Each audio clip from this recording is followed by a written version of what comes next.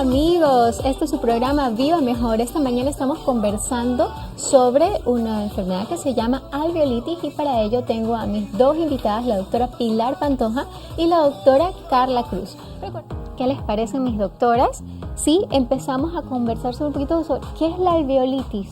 Es una complicación posterior a una extracción, que en realidad puede presentarse en posterior a una extracción de cualquier diente, ya sea temporario, que es más raro, o permanente, y dentro de los dientes permanentes, pues uno de los más frecuentes es la zona de terceros molares. ¿Qué es lo que ocurre? Bueno, es una complicación que lleva a una inflamación y posteriormente puede llevar a un proceso incluso infeccioso, en donde el diente se aloja en un nicho en el hueso, y este nicho se llama alveolo. Entonces, cuando se extrae la raíz, este nicho ya pues queda sin raíz, pero se va llenando de sangre y para que se forme el coágulo. Y es a partir de ese coágulo en donde se va a iniciar toda la cascada o todo el proceso de cicatrización. ¿Qué es lo que ocurre en la alveolitis? Ese coágulo por alguna razón se cae y queda el hueso desnudo, completamente descubierto. Y ahí es cuando se inicia el proceso de alveolitis, que también se lo conoce con el nombre de alveolo seco. ¿Y alveolo seco por qué? Porque se desprende el coágulo, el hueso queda expuesto y por lo tanto se acompaña de muchísimo dolor. ¿Cuáles son estos tipos de alveolitis? Sí, en la literatura se menciona dos tipos de alveolitis, una alveolitis húmeda y una alveolitis seca. La alveolitis seca, como decía Pilar, es la más común. Sí, en la alveolitis húmeda es un proceso inflamatorio en el cual podría estar asociado a un cuerpo extraño, ya sea alguna espícula o, por ejemplo, algún resto de pieza dentaria que haya quedado. Entonces, el alveolo es sangrante, no se forma un coágulo como tal, pero es sangrante y tiene mucho exudado. Y el dolor duele, pero no es tan intenso como una alveolitis seca. La alveolitis seca, ahí sí, hay algo que hace que el coágulo se pierda, sea parcial o total, de tal manera que, como decía Pilar, el hueso queda desnudo, queda totalmente expuesto.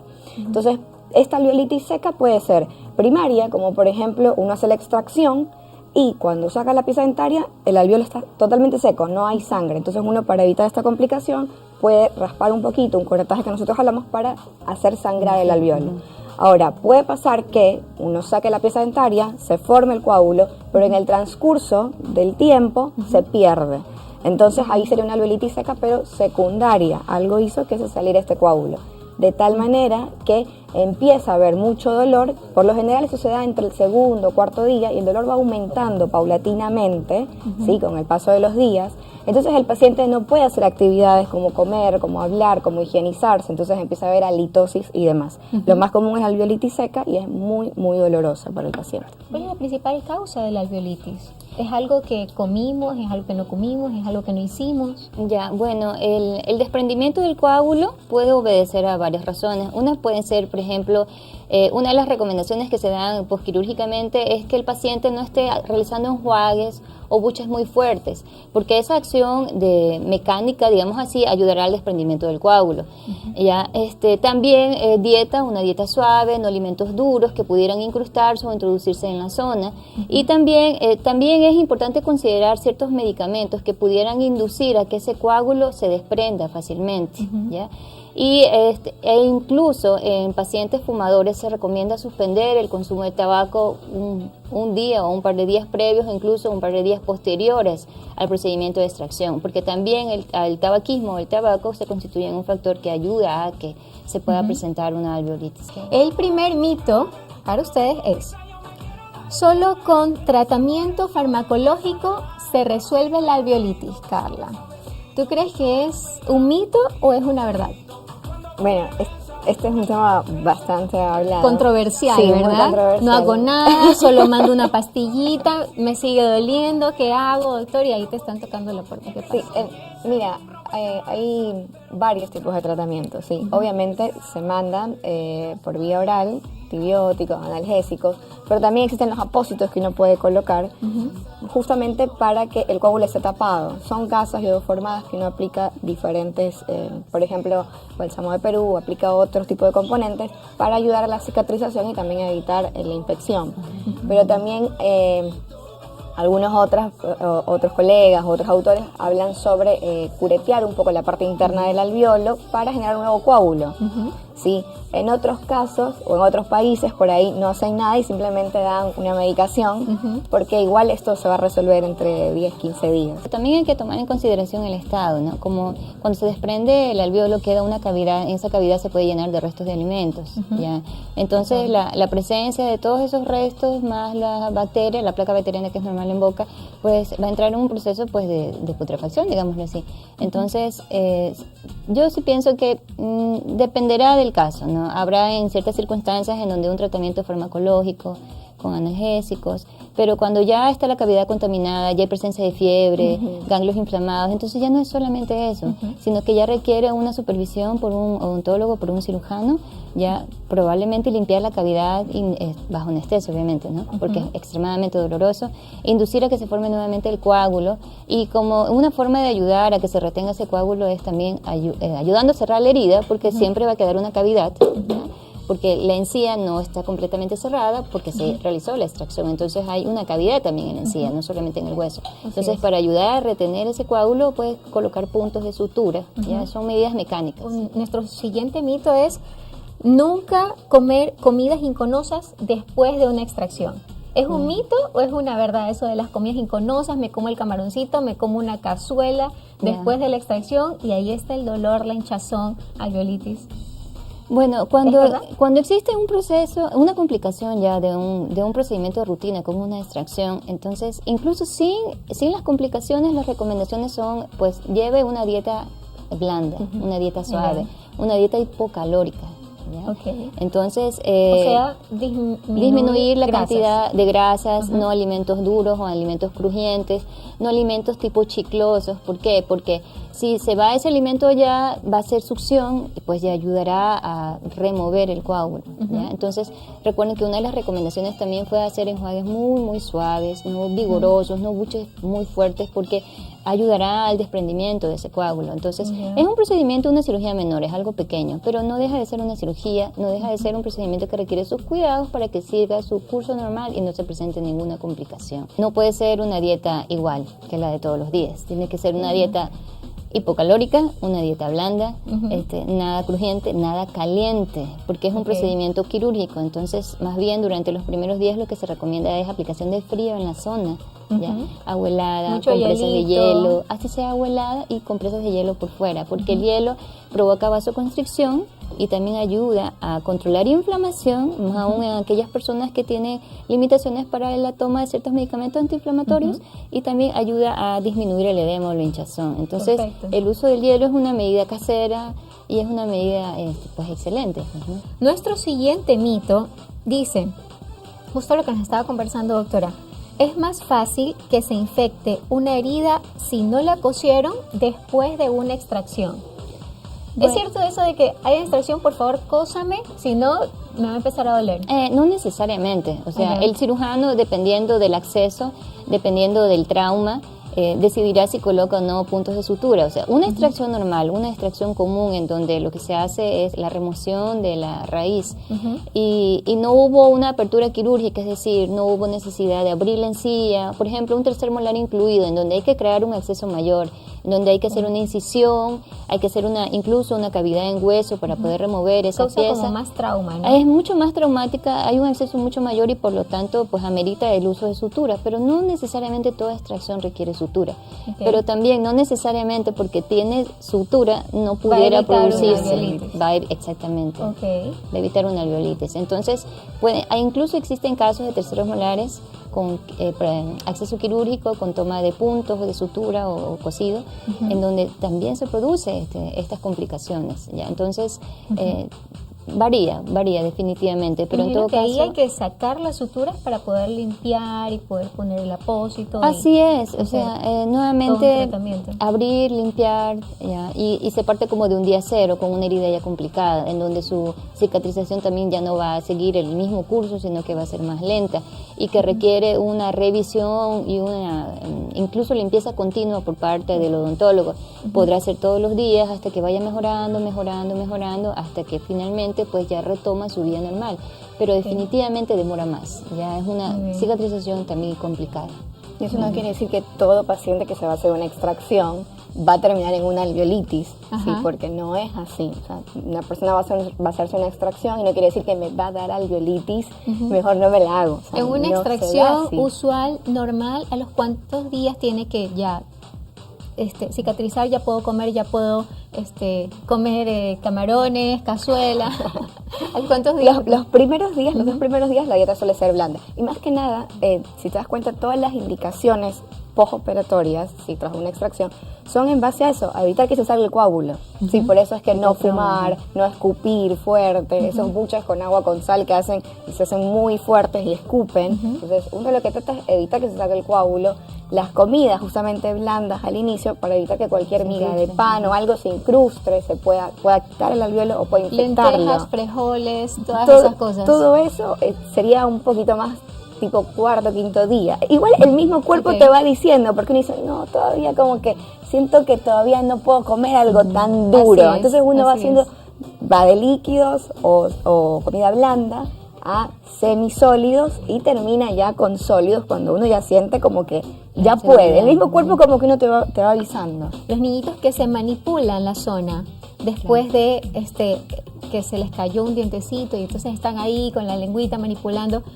¿Hay coágulo? ¿No hay coágulo? Claro, ¿hay peligro? En el caso de los nenes, tengamos en cuenta que tenemos 2 tipos de dentición, ¿no? Una dentición primaria, que va a ser la de los dientes de leche, y una dentición permanente, sí, que es la de los dientes adultos, que ya no va a tener recambio. Y en algún momento de esa etapa se van a interponer las dos, tanto los dientes de leche como los dientes adultos, que estamos hablando de dentición mixta. Cuando el diente de un nene se exfolia, se cae de manera normal, es el diente permanente el que va como empujando a este dientito de leche, entonces no tiene raíces. Si se dan cuenta, sale solo la corona, no sale con raíces, sale solo un pedacito. Entonces no hay este problema de la alveolitis en esos casos. Pero si vamos a hacer la extracción de una pieza permanente, por ahí por una caries muy grande o por motivos ortodónticos, va a tener ahí sí vamos a tener que tener cuidados necesarios para evitar cualquier tipo de complicación. Igual esto es mucho más frecuente en pacientes adultos. Cuéntenos, Pilar, ¿qué pasa con las complicaciones allá afuera de la alveolitis? Si nosotros dejamos pasar mucho tiempo después de una extracción o dejamos pasar mucho tiempo con dolor, entonces ¿podría complicarse mucho más esta alveolitis? Bueno, la alveolitis es una inflamación que puede terminar en una infección localizada, ¿no? El dolor, la verdad es que es tan fuerte que es mandatorio la visita a un dentista. ¿Ya? Entonces, ¿pero qué pudiera pasar si no recibe tratamiento, si esto permanece abierto y se contamina, se infecta y hay presencia de supuración incluso? Bueno, pues se va a originar una infección que no se va a limitar solamente a la zona del alveolo, sino que incluso pudiera extenderse más a la porción propiamente del maxilar, ¿no? Y se podría extender a todo el hueso. Bueno, a la zona cercana, que va más, como les explicaba, la raíz está dentro de un nicho que se llama alveolo, ¿ya? Pero a continuación ya viene la porción basal, la porción propia del maxilar. Entonces, ya no se limitará solamente al alveolo, sino que se puede extender ya a esta porción, obviamente circundando y después más. Y desgraciadamente, si no recibe tratamiento, pudiera terminar en una infección mucho más severa y mucho más difícil de tratar, que se vuelve hasta crónica, que se conoce con el nombre de osteomielitis. Entonces, una alveolitis una extracción que se complica y termina en una alveolitis necesita recibir tratamiento. Dependiendo del caso, será solamente farmacológico o ya requerirá un reacceso quirúrgico, pero necesita curarse y entrar en su proceso normal de cicatrización para evitar consecuencias mayores, como una osteomielitis. ¿Y ya cuando se vuelve una osteitis, ya cuando toma el hueso o cuando toma mucho más hueso del que nos imaginamos, el tratamiento me imagino que debe ser mucho más agresivo? Claro, el tratamiento no solamente que es más agresivo, sino que también es mucho más difícil de tratar. Una osteomielitis es una infección que aquellos que tenemos experiencia en esto no es nada fácil, ¿ya? Porque ya es una infección que toma un tipo de microorganismos que son difíciles de combatir, ¿ya? Y desgraciadamente tienden a volverse crónicos, ¿ya? Y se extienden y a mayores porciones de hueso, y es necesario retirar también mayor cantidad de hueso, ¿ya? Entonces son tratamientos más largos, más complicados y que requieren incluso medidas más severas, digámoslo de alguna manera. ¿Hay alguna forma de prevenir una alveolitis? Mira, la historia clínica es fundamental, ¿sí? Porque nos indica ciertas pautas, por ejemplo, la parte sistémica. Recordemos que esto es multifactorial, hay una parte sistémica y una parte local que pudiera estar concatenada en determinado paciente, porque cada paciente va a ser distinto. Entonces, si por ahí el paciente es diabético o toma inmunomoduladores, o es mujer, está tomando anticonceptivos, son referencias que nos indican de que puede ser un paciente que tenga un mayor riesgo a padecer una alveolitis. Por ende, vamos a tomar precauciones. Si es que después de una extracción llegaran a quedar restos de huesitos o tal vez incluso restos de piezas, ¿cuál sería el procedimiento? O sea, ¿qué es lo que se debería hacer? ¿Volver a abrir?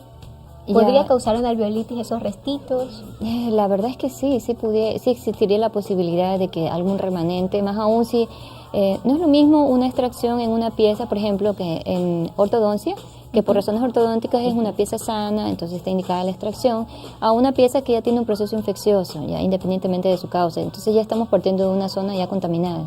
Okay. Entonces el dejar un remanente en realidad no es bueno, no es bueno para nada. Ya, hay extracciones muy difíciles, o sea, hay accesos muy difíciles. A veces, por ejemplo, en zonas de mandíbula, en donde se encuentra muy cerca del paquete vasculonervioso, entonces son zonas como de más riesgo. Entonces, claro, mucho más cuidado. De mucho más cuidado, de más riesgo. Entonces, pero lo mandatorio es eliminar todo remanente de hueso, remanente de diente, como para evitar aún más una complicación. También he escuchado que después de una extracción le colocan una gasa y muerda, que también es colocar la gasa y que la muerdan para evitar que se salga el alveolo, que se salga el coágulo. Sí, es una medida física de compresión, ya. Una para que no siga sangrando y otra para ayudar a que se retenga ese coágulo, ya. Entonces inmediatamente después de la extracción empieza también la contracción de los tejidos, eso es enseguida. Entonces el colocar la gasa es para eso, porque no es solo ponerla, sino también que el paciente cierre y que haga compresión sobre la herida. Entonces sí, es una de las medidas físicas, es uno de los primeros que se realiza posterior a una extracción. Entonces eso está súper bien. Y a veces cuando se saca una muela, queda como una plaquita color blanca. ¿Está bien que quede color blanco o hay alguna voz de alarma si empieza a cambiar de color? No, la boca tiene una flora propia, la placa bacteriana. Entonces, como en la zona de la extracción no se recomienda cepillado durante la primera semana, entonces se va a formar esa película blanquecina sobre la zona de la herida. Entonces, la herida no tiene que ser disturbada, alterada, no hay que manipularse, e incluso no con cepillo. Sí, se recomiendan enjuagues especiales para ayudar y reemplazar el cepillado durante esos días. Pero esa película no debe ser voz de alerta. La voz de alerta es el dolor, un dolor que va creciendo, que va siendo y esa muy película fuerte. Debería mantenerse allí, ¿verdad? Sí, dejarlo ahí porque por quererla retirar pudiera más bien provocar el desalojo del coágulo. Perfecto. Tenemos a una persona en la línea. Hola, muy buenos días. Aló, buenos días. ¿Nos dice su nombre, por favor? Luis. Luis, ¿en qué lo podemos ayudar? Quisiera que me ayude con una consulta. Lo que pasa es que tengo una muela de la muela de escucha acostada y me dijeron que debo realizar una cirugía para poder extraerla. Sí. Y mi pregunta es de que como tengo la muela así, de que si soy propenso a tener una alveolitis o alguna infección ya al rato de extraerla. Muy bien, Luis. Enseguida contestamos su pregunta. Qué interesante la pregunta, porque está acostada. Eso quiere decir que va a haber más manipulación. Sí, recordemos que cualquier extracción corre el riesgo de una alveolitis, más aún una extracción más complicada y una posición horizontal, que es la que indica el joven, pues sugiere que va a haber más manipulación, pudiera haber un poco más de trauma, ese es el término que se utiliza, y con mayor razón, pues los cuidados tienen que ser al 100% de las indicaciones de su odontólogo, ¿no? Entonces, como para disminuir o evitar el riesgo de una alveolitis, no necesariamente porque está en posición horizontal, porque va a ser una extracción quirúrgica, va a terminar una alveolitis. ¿Ya? Pero definitivamente sí existe un riesgo mayor a una extracción mucho más sencilla. Entonces, ahí lo que hay que hacer pues es cumplir al pie de la letra con las indicaciones de su odontólogo. Conversemos un poquito sobre extracciones, post-extracciones, el ser mujer y tener que tomar anticonceptivos orales podría aumentar nuestro factor de riesgo para tener una alveolitis o esta inflamación de la que estamos conversando. Sí, cuando hablamos de factores de riesgo hablamos de varios factores de riesgo, por ejemplo, la edad es uno de ellos, ¿sí? Justamente porque el paciente anciano es un paciente que está polimedicado, que por ahí tiene enfermedades sistémicas de base que pueden enlentecer la cicatrización. También la irrigación es menor y el ser mujer también es un factor que está muy en día, sobre todo en los artículos se habla mucho de que es más frecuente que una alveolitis la tenga una mujer que un varón. ¿Por qué? Por el tema de los estrógenos.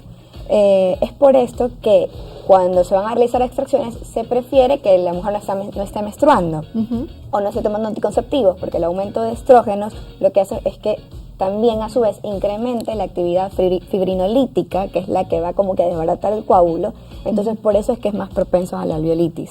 Aún así también hay otros factores de riesgo que tener en cuenta, como por ejemplo el fumar, porque a veces uno le dice al paciente no fume después de la extracción ni antes de la extracción, y el paciente hace caso omiso a esto, ¿sí? Y realmente es algo que nos complica porque hay calor en la boca, hay por ahí a veces succión también cuando tratan de inhalar este humo, entonces eso hace que se desprenda el coágulo más el sinnúmero de factores o de químicos que tiene el tabaco que también enlentece esta cicatrización. Muchas gracias a mis especialistas, muchas gracias por acompañarme esta mañana y por darse el tiempo de informarnos, comunicar un poquito más sobre este problema. Así que, muchas gracias. Hasta luego, amigos. Gracias por su sintonía.